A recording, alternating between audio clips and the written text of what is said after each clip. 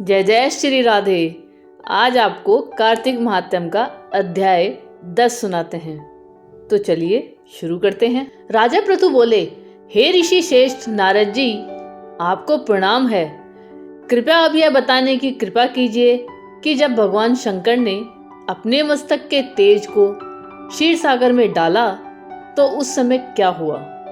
नारद जी बोले, हे राजन, जब भगवान शंकर ने अपना वह तेज क्षीर सागर में डाल दिया तो उस समय वह शीघ्र ही बालक होकर सागर के संगम पर बैठकर संसार को भय देने वाला रुदन करने लगा।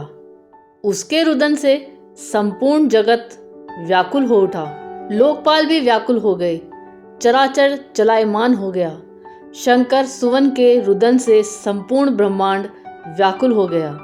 यह देखकर सभी देवता और ऋषि मुनि व्याकुल होकर ब्रह्मा जी की शरण में गए और उन्हें प्रणाम कर उनकी स्तुति करने लगे।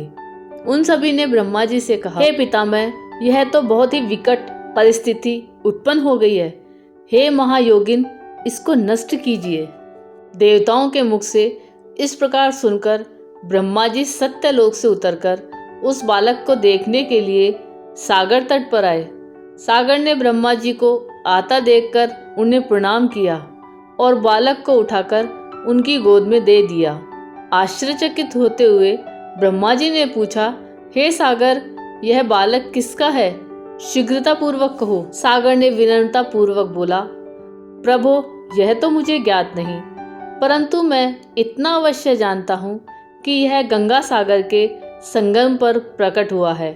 इसलिए ये जगत गुरु, आप इस बालक का जात क्रम आदि संस्कार करके इसका जातक फल बताइए।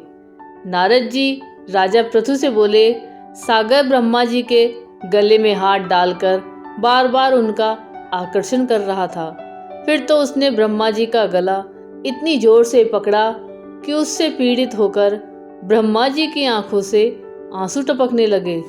ब्रह्मा जी ने अपने दोनों हाथों का जोर लगाकर किसी प्रकार सागर से अपना गला छुड़वाया और सागर से कहा, हे सागर, सुनो, मैं तुम्हारे इस पुत्र का जातक फल कहता हूँ। मेरे नेत्रों से जो यह जल निकला है, इस कारण इसका नाम जलंधर होगा। उत्पन्न होते ही यह तरुणावस्था को प्राप्त हो गया है, इसलिए यह सब शास्त्रों का पारगामी, महापराक्रमी, महावीर, बलशाली, महायोद्धा और रण में विजय प्राप्त करने वाला होगा। यह बालक सभी दैत्यों का अधिपति होगा। यह किसी से भी पराजित न होने वाला तथा भगवान विष्णु को भी जीतने वाला होगा। भगवान शंकर को छोड़कर यह सबसे अवध्य होगा। जहाँ से इसकी उत्पत्ति हुई है, यह वही जाएगा।